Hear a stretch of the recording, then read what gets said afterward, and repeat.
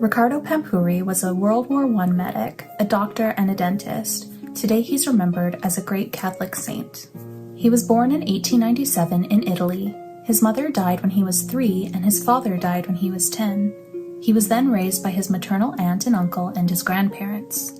As a child, he wanted to become a priest, but he was dissuaded by his family due to his poor health.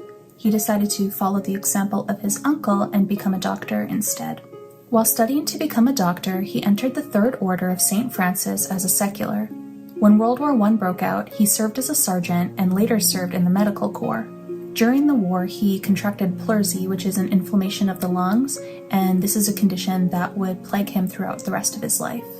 After the war, he worked as a general practitioner. He volunteered in various ministries at his local parish. He helped the priest to set up a youth society, and he also sometimes served as kind of a secretary for the parish. Though he liked helping the poor and ill, he still felt called to the religious life.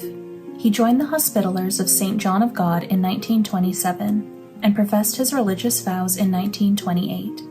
He was put in charge of the Order's dental clinic, where he treated patients for free. He would also give patients money and food if they needed it. His lung condition continued to cause him great suffering, and in 1929 he developed tuberculosis. He died months later on May 1st, 1930.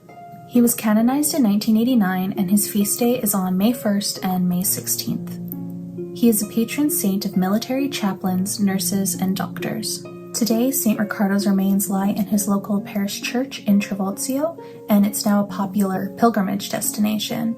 And part of this popularity comes from writings from a local priest named Father Giussani, who wrote about relatives of a friend of his who were cured after praying to St. Riccardo.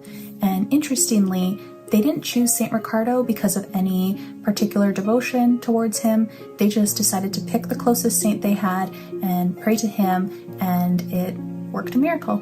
Father Giussani said, "In the history of great Christian friendship, St. Riccardo emerges as an older brother who demonstrated to our underdeveloped lives, immature and yet desirous of holiness, the root of what counts, that is, the belonging to Christ and the way opened up by it, following him. His story is not a sensational one as far as works are concerned, and yet the extraordinary outpouring of people at his funerals shows just how much he had worked among his people and with what love.